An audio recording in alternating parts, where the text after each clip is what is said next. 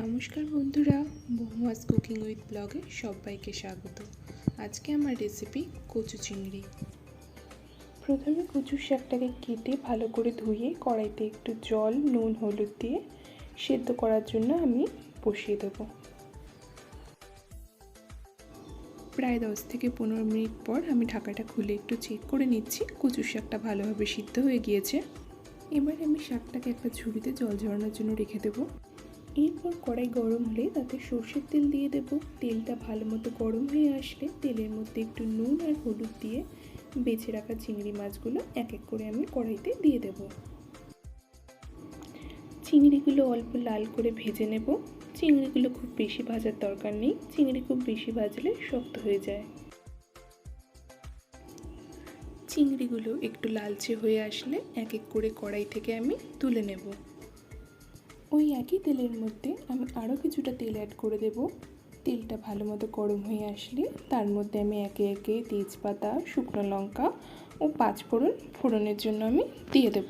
ফোড়নটা ভালো মতো ভাজা হয়ে আসলে আমি তার মধ্যে একটু গ্রেট করে রাখা আদা দিয়ে দিচ্ছি। আদাটা দিয়ে একটু ভালো করে ভেজে নিতে হবে। আদাটা ভালো করে ভাজা হয়ে গেলে আমি তার মধ্যে 2 চামচ নারকেল কোড়া দিয়ে ভালো করে ভেজে নেব।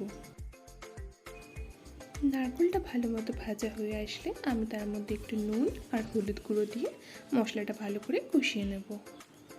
মশলাটা ভালো করে কষানো হয়ে গেলে আমি এবারে এর মধ্যে জল ঝরানো কচু শাকটা দিয়ে ভালো করে কষিয়ে নেব। হাই ফ্লেমে কচু শাকটাকে খুব ভালো করে কষিয়ে মশলার সাথে ভালো করে সিদ্ধ হয়ে যাওয়ার জন্য ঢাকা চাপা দিয়ে আমি বেশ কিছুক্ষণ কচু শাকটা রেখে দেব। বেশ কিছুক্ষণ পর ঢাকাটা খুলে ভেজে রাখা চিংড়ি মাছগুলো দিয়ে দেব। চিংড়ি মাছগুলো দিয়ে খুব ভালো করে মিশিয়ে নিয়ে কচু শাকের জলটা যতক্ষণ না পুরোপুরি ড্রাই হয়ে আসছে ততক্ষণ পর্যন্ত আমি খুব ভালোভাবে মিশিয়ে নেব। এর মাঝে আরও কিছুটা নারকেল কোড়া ও স্বাদ মতো চিনি দিয়ে খুব ভালো করে মিশিয়ে নেব।